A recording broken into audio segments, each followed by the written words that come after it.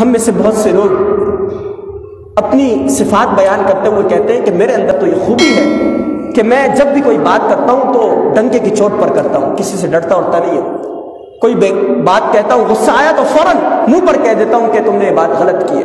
میری باتیں چاہے لوگوں کو کڑوی لگے، جیسی بھی لگے، میں تو اپنی بات کو پورا لوگوں تک پہنچا دیتا ہوں، کہہ دیتا ہوں. یعنی سچ کہنے کا عادی ہوں، جھوٹ موٹ اور منافقت والی صفت میرے اندر نہیں ہے. بہت سے لوگ ایسی باتیں اپنی زبان سے ادا کرتے ہیں، اور بہت سے لوگ یہ بات بھی کہتے ہیں کہ مجھے تو اتنا زیادہ غصہ آتا ہے کہ غصے پر میں کنٹرول نہیں کرتا ہوں. یعنی فخر سے کہتے ہیں کہ میں تو بڑا غصے والا ہوں، کوئی بھی معاملہ ہو فوراً مجھے غصہ آ جاتا ہے، اور میرے غصے کا جو شکار ہو گیا وہ میرے سامنے نہیں ٹک پاتا.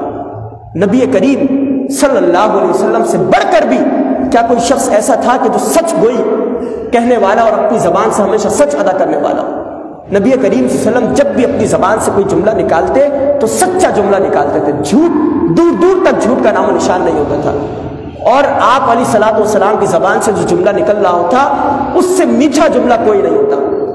یعنی ہماری صفت یہ ہے کہ ہم سچ بولتے ہیں تو کڑوی اور کسیلی باتیں کرتے ہیں اور طنز و تشریح کرتے ہیں تاکہ اگلا بندہ وہ حقارت کے ساتھ اور پریشان ہو کر وہ ہم سے دور ہو جائے، دوبارہ ہم سے ملنے کے لیے تیار نہ ہو. لیکن نبی کریم صلی اللہ علیہ وسلم سچ بولتے تھے اور میٹھی بات اپنی زبان سے ادا کرتے تھے. آپ علیہ الصلوۃ والسلام سے بڑھ کر میٹھا کوئی نہیں تھا.